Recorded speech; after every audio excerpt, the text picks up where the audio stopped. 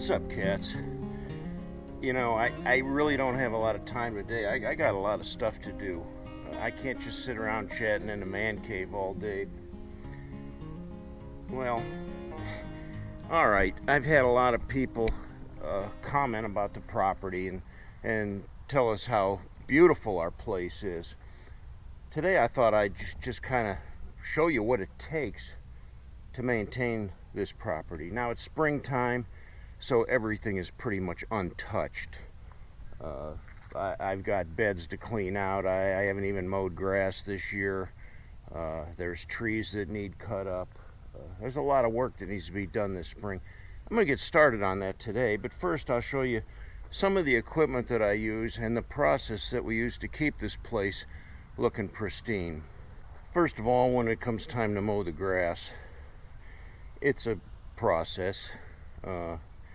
The way the lawn looks is pretty important to making a place look sharp, keeping your grass mowed, and keeping nice patterns in your mowing too. Start out with what we call the push mower. This one, as you see, has the big wheels on the back. We like that because it helps go over rough terrain a little better. These aren't very expensive, and they're probably the piece of equipment that takes the most abuse, this push mower. And you can get these, you know, Walmart, Home Depot, Lowe's, just about any big store, Tractor Supply. They're kind of a seasonal thing though, so if you're going to try to find one mid to late summer, good luck. Most of them are going to be gone early in the season.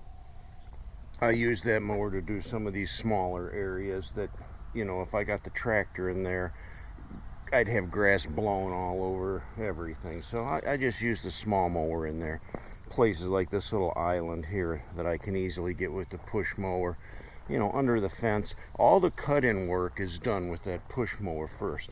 And if you do everything on the property, you know, get around all the trees, all the bushes, all the beds, you got at least an hour of push mowing.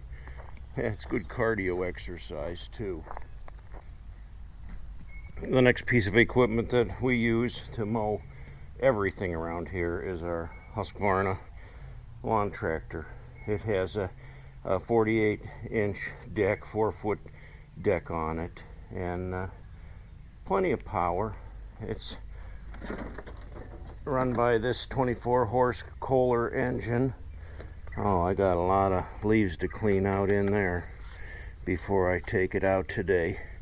So yeah, and the battery probably needs a charge. So I'm gonna have to get that going. But this mower's seen a lot of abuse, but still it mows everything here.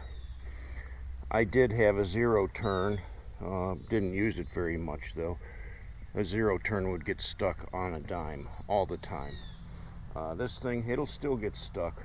We've got some wet areas like right over here by the shed, over on the back side of the pond, and we're sure to get this thing stuck every spring. But it is a good mower.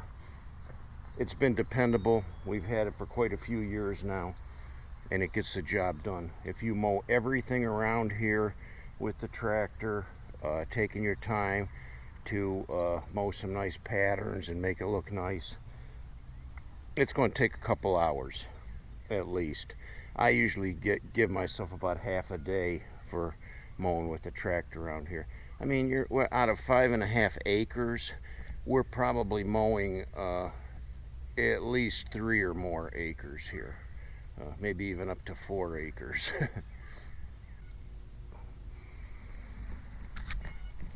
This is probably one of my favorite pieces of equipment that we have to maintain the property. The Red Max weed eater. I've had this thing for quite a few years, and it runs very good, and it has the power to get the job done.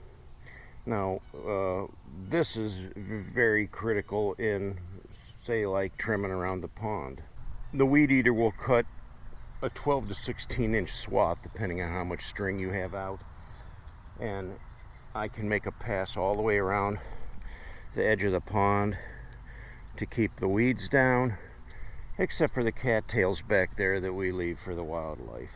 I use the string trimmer down here by the stream to get the stream banks, to get the ditch line here, and also to keep this flow cleared out. I cut all that stuff down. And then one of the biggest projects I have to use the string trimmer on is mowing this ditch line. I like to keep it mowed out nice, both sides of the driveway. And that project generally takes me about 20 minutes. I can get this whole ditch line done with the string trimmer. That Red Max string trimmer will eat through just about any kind of weed you put in front of it. It'll even chop at some cattails. Now, cattails are very hard to cut, no matter what you're using. But the string trimmer can cut them. I do have a metal blade for that too that'll cut right through that stuff like a buzzsaw. Now, a lot of people don't take the time to do all the trim work, but the trim work, a nice, neat lawn mowing, really makes a huge difference on how your property's going to look.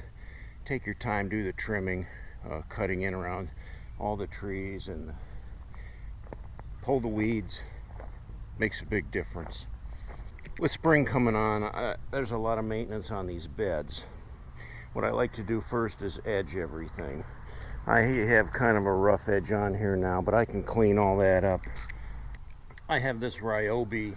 It's kind of a multi-tool. It's a battery operated thing. It has numerous attachments, but this is the edger, and this works great for putting a nice sharp edge back on these beds again. There's a lot of work involved in that alone. There's places where, you know, you see these shrubs are starting to outgrow the bed that I had on there, so I'll have to cut a little wider. You know, I'll probably cut like way out here this time, and then remove that excess grass, and then I'll fill that area in with mulch. So yeah, then comes the mulch. Big springtime job. I usually get 2 of my pickup truck loads, and I can get 2 cubic yards on 1 truckload. So that's 4 yards of mulch we use around here. We'll cut new circles around the trees and put fresh mulch around all over the trees in the yard. We also will, you know, remulch all of the beds and trim everything up. The dark mulch contrasts with the green grass, and it just makes things pop. You know, makes everything look beautiful. Coming up here in May, about the middle of May, I like to get the garden in. So the garden's going to have to be all tilled up. I'll till it initially, and then I'll go get a load of mushroom compost or any kind of compost I can pick up from one of these local yards, and I'll spread that over the garden. And I like to do that every year. It keeps, you know, that compost just keeps the soil soft, and the plants love it. They'll grow. We'll have some nice tomatoes this year.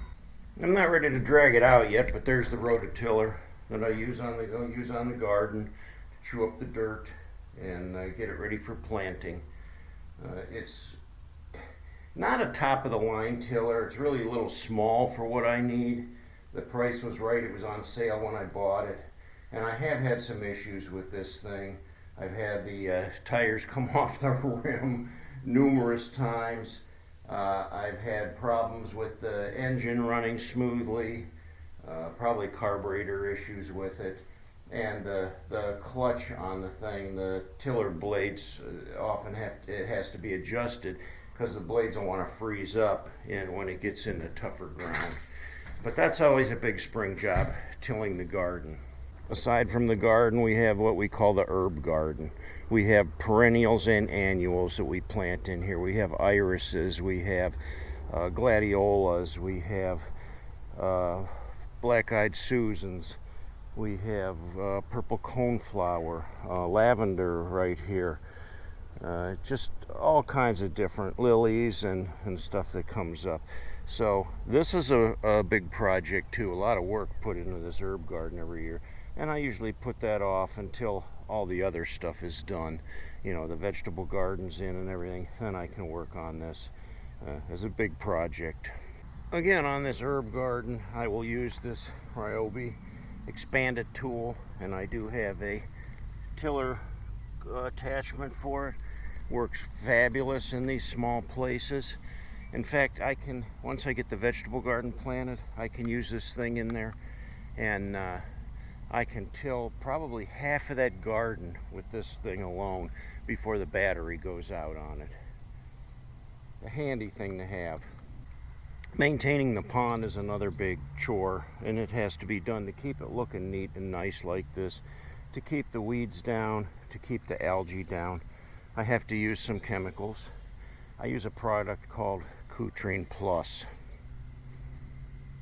Cutrine Plus has copper sulfate in it, and copper sulfate kills the algae, and it helps to keep the seaweed down in the pond too.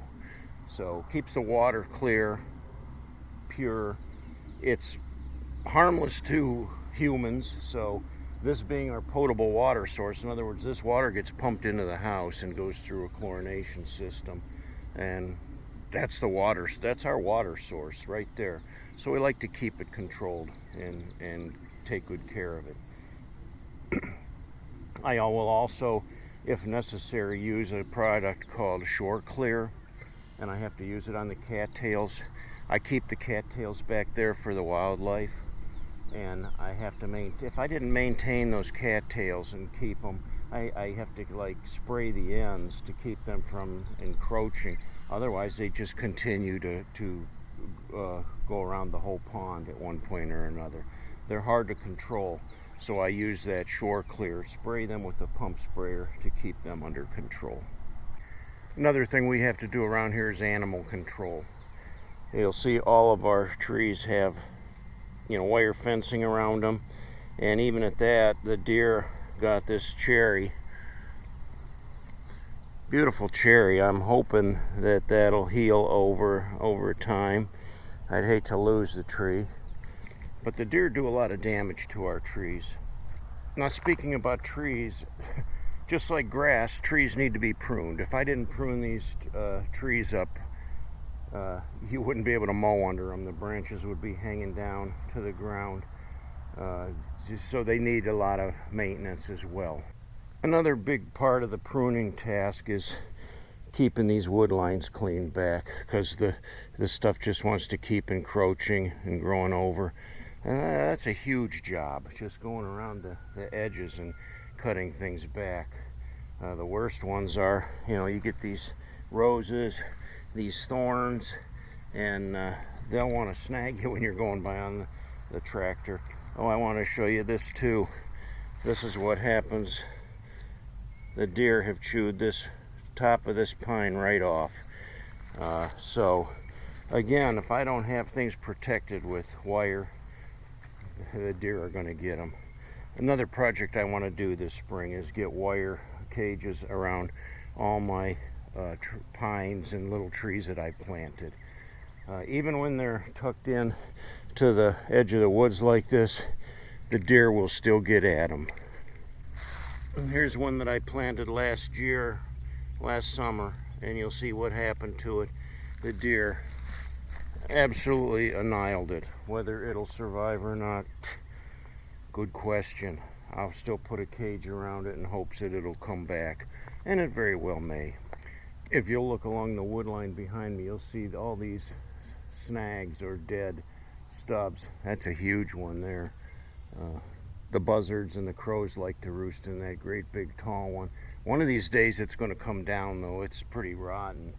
And at one time that was a big stately ash tree. Over the years, the emerald ash borer has killed every ash tree on this property. So it's a continual project cutting up these dead ash. They keep falling out into the yard, and for that I like to use my Stihl Farm Boss chainsaw. So that about wraps it all up. I mean, there's all kinds of little details like pulling weeds and things that we do around here just to try to keep our property looking neat. I know some of you think it's overkill. But we take a lot of pride in what we have. We take a lot of pride in our property, and we put a lot of work into it to keep it that way. Well, thanks for joining us today. If you haven't yet, give me a thumbs up and subscribe to the channel. Love to have you join us. Till next time, cats, we'll catch y'all later.